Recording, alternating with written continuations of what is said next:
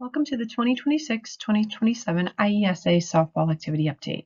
I'm Jackie Litweiler, your softball administrator. A couple of things to be aware of. The regional hosting times window has been increased. Games can begin between 4 and 5:30. A field must have lights in order to be able to begin after 5 p.m. Saturday game times are between 10 and noon. If you need an alternate time, please reach out to the IESA office. Also, in the quarterfinal games can be played on September 7th or September 8th. We know that September 7th is Labor Day, so you have that 8th as an alternate. Please note, if you do so, there is no rain date. Then the regional host will secure the game times and locations for September 9th and 10th, and then that regional championship on the 12th. Anytime your school is playing, you will bring a school-issued check for one of the official costs. Please make sure to communicate with the quarterfinal host or the regional host regarding that payment. Important dates. Practice can begin July 27th. Games can begin August 5th, along with that season scheduled deadline. Something new this year, ranking. Make sure that your school is getting on to rank the teams in your regional. A school that does not get that completed will be assessed a $50 penalty. You could find all of those other dates listed there. Some NFHS rule changes. I'm not going to read through these, but you are more than welcome to go ahead and go through them. The biggest one is that there is no recording or transmitting from the playing surface of video to anywhere else. So no glasses with video recording devices, things like that. Make sure that that is not being worn by your players. Bat wraps are not permitted by the NFHS softball competition. So make sure that you check all of your players' bats. There are some examples there shown below, but bat wraps are not permitted. If you have a coach who is new to the IESA or your school softball program is new to the IESA, you can find all kinds of information if you go to the activities and then to the softball page. There you can access the terms and conditions, uniform rules, NFHS rule changes, exceptions, host manuals, sample brackets, and so much more.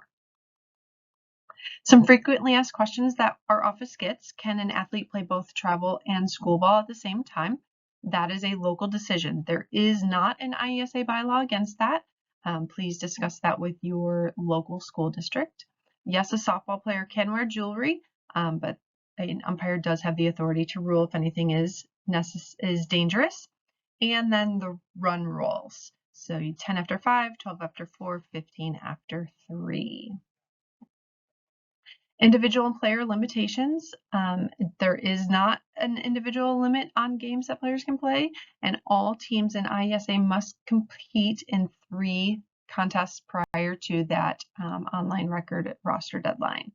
But there is no limit, so just a minimum. If you have a player that needs an accommodation, for instance, they have an insulin pump, they have a hearing aid, any of that information needs to be submitted to our office prior to the first contest, preferably prior to practice if you are already aware. That accommodation form needs to be completed by your school administrator. It is in the member center. They will be able to access that and send to us for approval and then back to your school.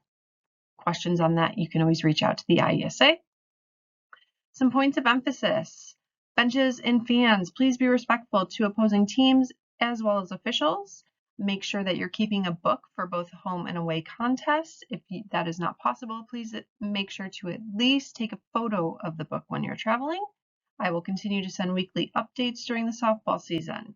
And then assistant coaches, please make sure that we are using chain of command when we are in the dugouts.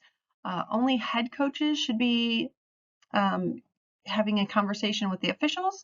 So if there is anything an assistant coach needs, it must go through the head coach. And then also new this year, any fan ejected during the state series, which begins at that regional round, they will not be able to continue on if their team continues to win. So we're trying to promote that positive sportsmanship. So please remind your fans to keep it positive. And then how to complete the regional entry form. So first of all, make sure that all of your coaches meet all of the coaching requirements. This includes the concussion testing requirement. That is good for 2 years. All players must be listed in numerical order. So make sure that that roster is in numerical order. Players must have a position listed. This does not lock them into that position. They just have to have something listed. They also must have that grade level listed. Your team personnel can include your managers, your statisticians, volunteers, or other players, but they cannot be in a full uniform. And then if you have high school volunteers, they must pass the concussion certification exam and always be with a certified coach. They can never be left alone. They are allowed to coach those bases if needed in a game, but they must pass that concussion certification exam if they are to be working with your team. Again, thank you so much, and we wish you the best of luck this softball season.